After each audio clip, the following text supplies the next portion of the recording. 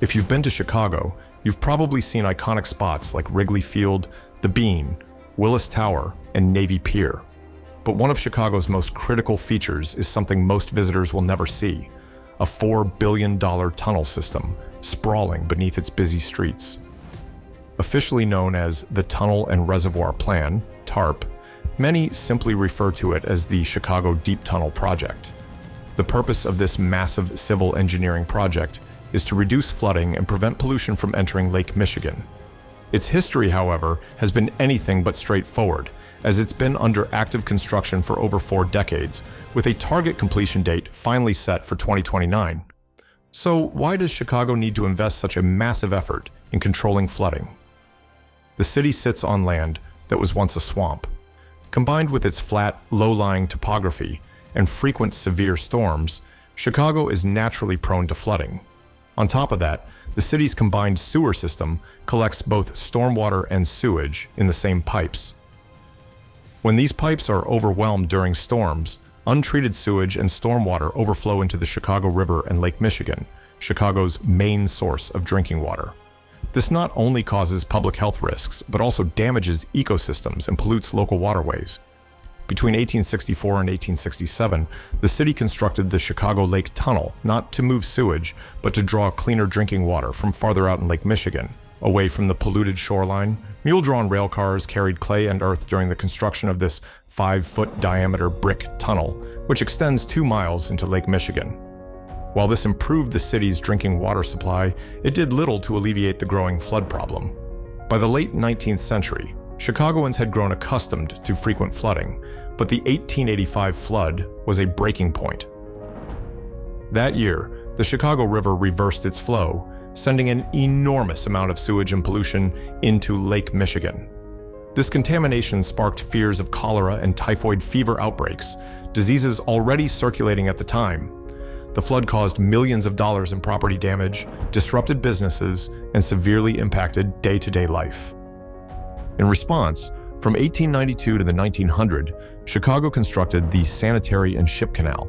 This 28-mile-long, 24-foot-deep canal reversed the Chicago River's flow, diverting sewage away from Lake Michigan and toward the Des Plaines River, eventually flowing into the Illinois River.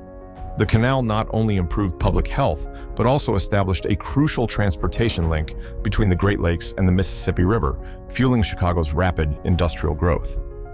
To this day, the canal plays a vital role in freight transport, carrying over 13 million tons of goods annually. However, as Chicago's population grew, flooding issues continued. In the early 1970s, the city launched the Chicago Deep Tunnel Project. Phase 1 of TARP was adopted in 1972 and began construction in 1975. The primary focus of this phase was the creation of 109 miles of drainage tunnels, ranging from 9 to 33 feet in diameter and extending as deep as 350 feet below ground. These tunnels were designed to capture stormwater and sewage, preventing overflows into the Chicago River and Lake Michigan. By 2006, after more than 3 decades of work, these tunnels were fully operational. The system can store up to 2.3 billion gallons of sewage before it reaches the city's treatment plants. Phase 2 of TARP shifted focus to building massive reservoirs to further increase the system's capacity for flood control. The first major reservoir, the Gloria Alito-Majewski Reservoir, was completed in 1998 near O'Hare International Airport and holds 350 million gallons of sewage. The second, the Thornton Composite Reservoir, was completed in 2015 and has a staggering capacity of 7.9 billion gallons. The final piece of the system, the McCook Reservoir, will hold an additional 10 billion gallons upon its completion. The first phase of McCook was finished in 2017 with a capacity of 3.5 billion gallons. The second phase, scheduled for completion by 2029, will bring the reservoir to its full 10 billion gallon capacity. The tunnel and reservoir plan is divided into sections, each serving different parts of the metropolitan area.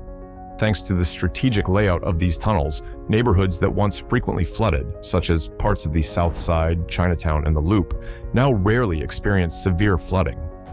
During major storms, stormwater and sewage are funneled from the streets into the deep tunnels through a series of drop shafts. The water travels through these underground highways to the reservoirs, where it can be stored until the city's treatment plants are ready to process it. Over the past 5 decades, TARP has revolutionized Chicago's ability to manage flooding and sewage overflows. From the first tunnels dug in the 1970s to the ongoing expansion of the McCook Reservoir, this project represents one of the largest infrastructure efforts in U.S. history. Though it's taken decades to develop, the deep tunnel system plays a vital role in keeping the city safe from flooding and protecting its waterways from pollution. However, with increasing city growth and more severe storms driven by climate change, there's already talk of further expansion. Will the work be done by 2029, or will Chicago propose yet another addition to this never-ending project?